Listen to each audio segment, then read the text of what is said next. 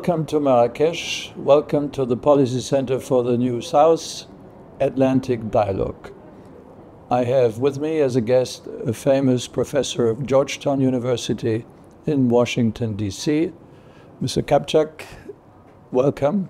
Helmut, good to be with you. And now, in this beautiful surrounding of warm weather, we have to talk about evil and terrible news.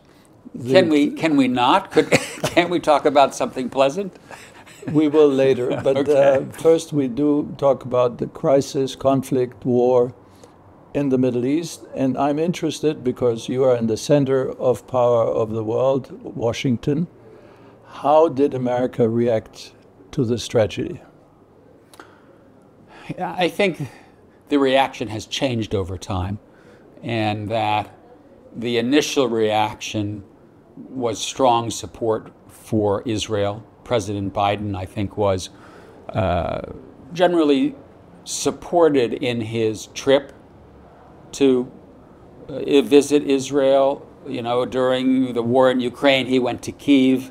Now, in reaction to the October 7th attack by Hamas, he went to Israel, and there was strong support with a few voices at the margins that were concerned or that said, well, Hamas may have been justified because of the occupation.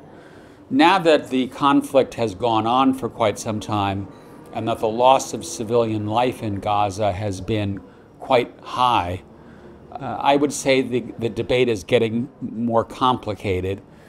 In the public domain, there have been extraordinarily complicated debates on campuses, where in general the student body, younger Americans, are more sympathetic to the Palestinian cause, don't bring to the table the historical memories of the young Israel fighting for its security.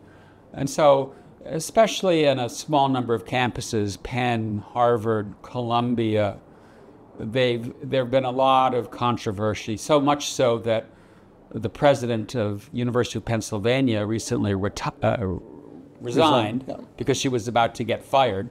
And Harvard, they've announced that she's going to stay, but it's very complicated. Then politically speaking, I think the Biden administration has changed its view and is now saying, slow down, be more careful, get aid in, reduce the loss of civilian life. We understand that Hamas may put military headquarters in schools, in hospitals, but you have to keep to a minimum the collateral damage of going after the militia. The Europeans and the world in large always thought that America was so pro-Israel that a reaction like we have seen in the universities was practically impossible. Now suddenly you have demonstrations at Harvard University, which is one of the wealthiest universities in the world and elitist.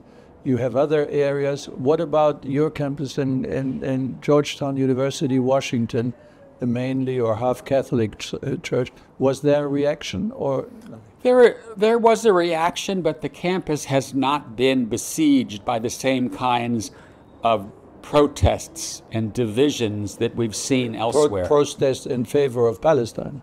Both sides. Okay. Right? What you've seen on some campuses is very large pro-Palestinian protests, other protesters that are pro-Israel, and in some cases there have actually been physical fights as a consequence of these two groups going up against each other.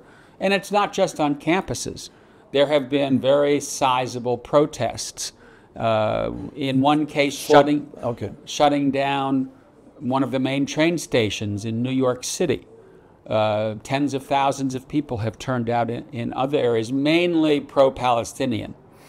And I think that the growth of those protests has grown over time because of the level, the scale of violence that has unfolded. Is that reminding you, you were a young man then, you still are a young man, but is it reminding you of the Vietnam War period where universities turned against the war? Or is that totally different? It's different, and it's different in part because the U.S. has no boots in the ground, Yes. either in the Ukraine war or in Israel versus Hamas. And so we're somewhat removed. But the Israel issue stirs up a great deal of passion in American politics on both sides. And as a consequence, this is a particularly divisive issue in the United States. And attached to it is a certain weariness, I think, that has grown out of what's transpired in Ukraine, where the U.S. has spent over $100 billion providing assistance to the Ukrainians. Now we have a stalemate, and Americans are saying, well, now you want another $60 billion for Ukraine, now you want $20 billion for Israel. I need cheaper prices. I want investments at home. And so there's this other layer to it. It's not just about Israel and the Palestinians. It's about what one could call the America First narrative. Why are we spending so many resources abroad when our needs here at home are unmet? But America, the brave and the free, are they accepting a lot of Palestinian or other Arab refugees? Well, this is yet another complication. That's the reason I asked you. In that, as in many other parts of the world, Europe in particular, immigration is a politically fraught issue. And the U.S. southern border remains porous. In some cases, there are tens of thousands of people coming across that border on a daily, weekly basis. And a lot of Americans are saying, what's going on here? And so now in Congress, just to make things even more complicated, the Republicans are saying, you want aid for Israel? You want aid for Ukraine, Mr. Biden? First, you need to tell us that we're going to get more money to defend the southern border. So these two issues are in many respects getting conflated, even though they are not directly related. But there was no question more aid for Palestine. Well, no, because there is aid that is being delivered to Palestinian communities directly or through the United Nations. Nations, but not the United States. I believe, no, because one of the things that I think the United States did when we transitioned from the Trump administration to the Biden administration is restored assistance to Palestinians. Okay. So there was an automatic support. Longer term programmatic Yes. support. Whether the U.S. has provided specific assistance to the residents of Gaza, that I don't know. I think most of that effort is running through the United Nations. Let me ask you a final question, a question which is important. The turmoil or the reaction pro-Palestinian from over the weeks now, that does surprise you? Where was this? They did not know anything at the American universities of Palestine. Where does this sudden fascination or sympathy come from?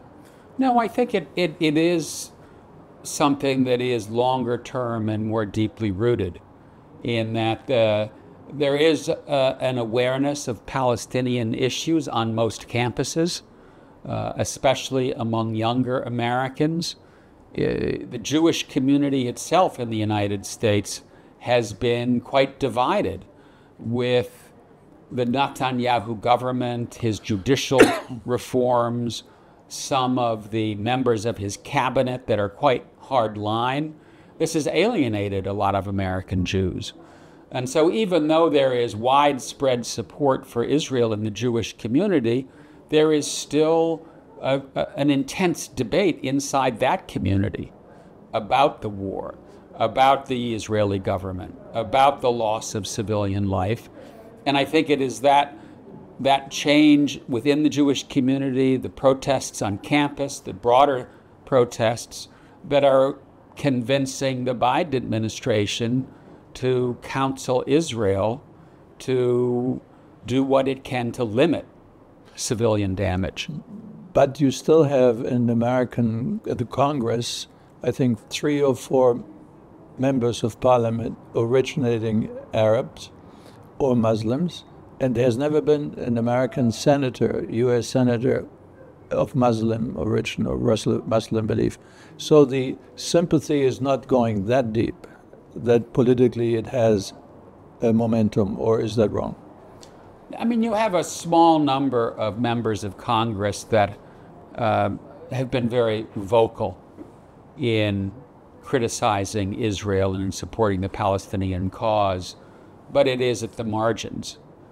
Mainstream Democratic Party, mainstream Republican Party is still very supportive of Israel.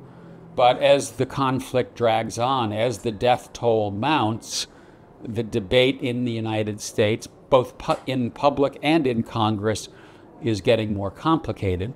And I think that's one of the reasons that the National Security Advisor, Jake Sullivan, went to Israel this week to talk to the Israelis, to talk to the Palestinians about trying to end this conflict sooner rather than later.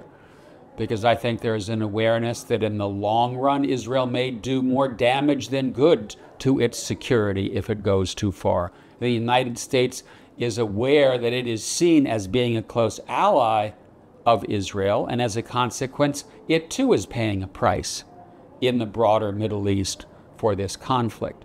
And so this is an issue that is animating politics, and I think there are probably some pretty tough conversations taking place right now between Biden and his top aides and Netanyahu and his top aides.